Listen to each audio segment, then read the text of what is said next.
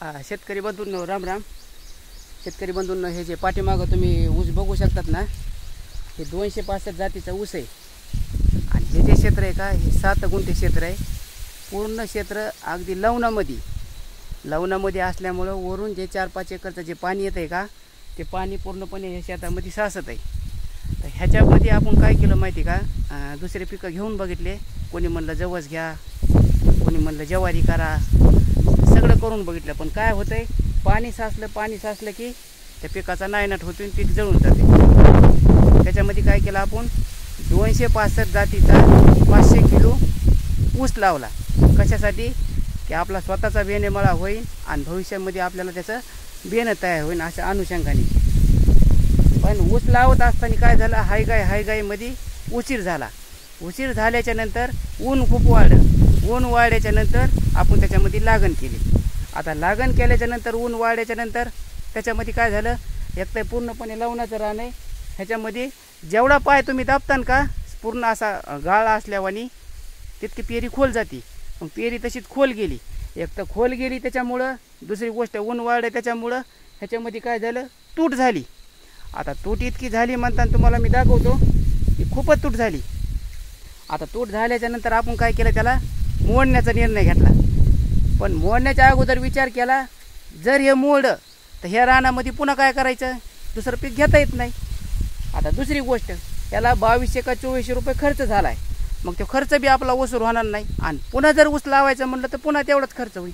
मग काय केलं आपण, जे लावलेला ऊस आहे का, आहे तसाच ऊस राखल्याच्या नंतर भविष्यामध्ये तूट उगन वाटत होतं, पण ती तूट काय उगू शकली नाही. मग ते पक्षी काय केलं, एक मेहनत आपण ह्या रानामध्ये केलं, ह्याला पाणी दिलं नाही, काय नाही. भविष्यामध्ये पुढे चालून पाणी बी कमी झालं, पक्षी ह्या रानामध्ये तण उगू दिलं नाही. म्हणजे ही जमीन आहे का, ही पूर्णपणे तणमुक्त ठेवली. आणि आता त्याच्यामध्ये आपण तूट लावण्याचं काम सुरू केलेलं आहे. तर तूट लावण्याचं बी काम एकदम बिनखर्ची, तुम्हाला मी पुढच्या कॅमेऱ्याने दाखवतो. बिनखर्ची आपण तूट लावायचं काम केलेलं आहे. काही तूट लावून बी काढलेली आणि 1-2-4 काकऱ्या लावायच्या होत्या, त्यासाठी मी आलेलो आहे. तर योगायोग असा आता शेतकरी बंधूंनो असा आला आहे की ह्या रानामध्ये मी जसं म्हणतोय का तसं पाणी बी साचलेलं आहे. तुम्हाला मी आता पुढच्या कॅमेऱ्याने दाखवण्याचा प्रयत्न करतो. आता बघू शकता शेतकरी बंधूंनो. तर काय केलं आपण बिनखर्ची उपाय तुम्हाला मी सांगतो. जिथं कुठं ऊसाचे बुचके मोठाले उगलेले होते का, ते ऊस तोडून आणलेत. हे बघा, हे अगदी ह्या प्रमाणे. आता ह्याच्यामध्ये 4-4, 5-5, 6-6 कांड्यात काय नाही, वरचीच आपण काय केलं आहे, 2 डोळ्याची पेरी खाणली आणि ह्याच्यावर आतरून घेतली. आता आतरून घेतल्याच्या नंतर एवढी बी जमीन ही भुसभुस आहे म्हणताना जशी दाबली का तुम्ही तशी पेरी खाली जाते बरं का. आता पायाखाली पेरी घेतली. हे बघा, बघू शकता. आपल्याला जास्त खाली नेऊन घालायची नाही, कारण कशामुळं की पुन्हा उगायचं नाही. त्याच्यामुळे हे बघा, ही झाकली. आता तुम्ही हाताने जरी म्हणलात का, हाताने बी दाबू शकतील. कशामुळं झालं आहे माहिती का, हे ह्याच्या अगोदर 3 वर्ष पाचट होतं आणि पूर्ण रान गाळाचं आहे. आता एवढी जरी चिटकली का तरी बास होती, जास्त काय दाबायची गरज नाही, काय नाही. आता बघू शकता तुम्ही, एक तर ऊस बी ताजा, बेणं बी घरचं आणि आपण लावून काढलो.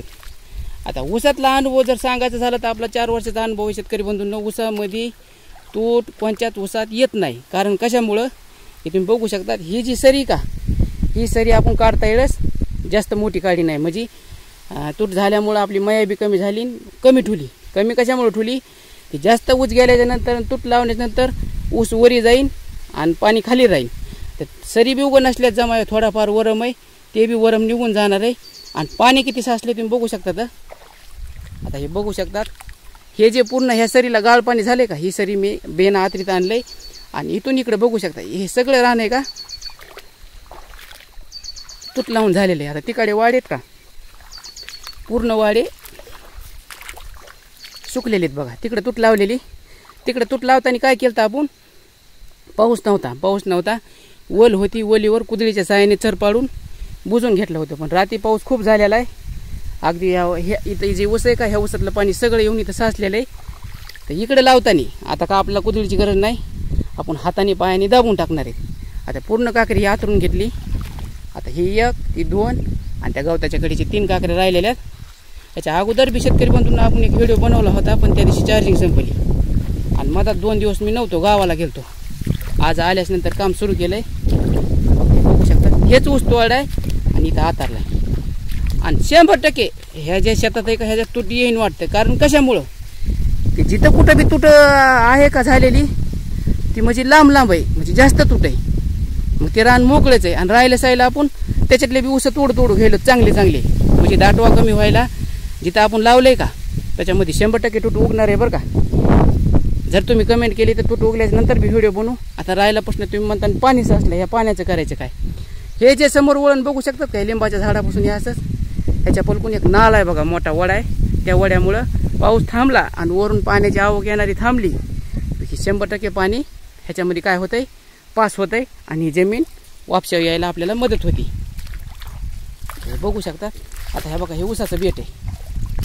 आता ह्याच्यामध्ये जे जगलंय का त्याला हे कांडे आलेले आहेत. आता तुम्ही बघा 1 2 3 4 5 6 7 8 9 ह्याच्यात 10, म्हणजे 8 9 10 8 9 10 आपल्याला पेरं सापडत आहेत. आणि तेवढ्या पेढ्यामध्ये आपलं काम बी भरपूर ओकेमध्ये होईल बरं का.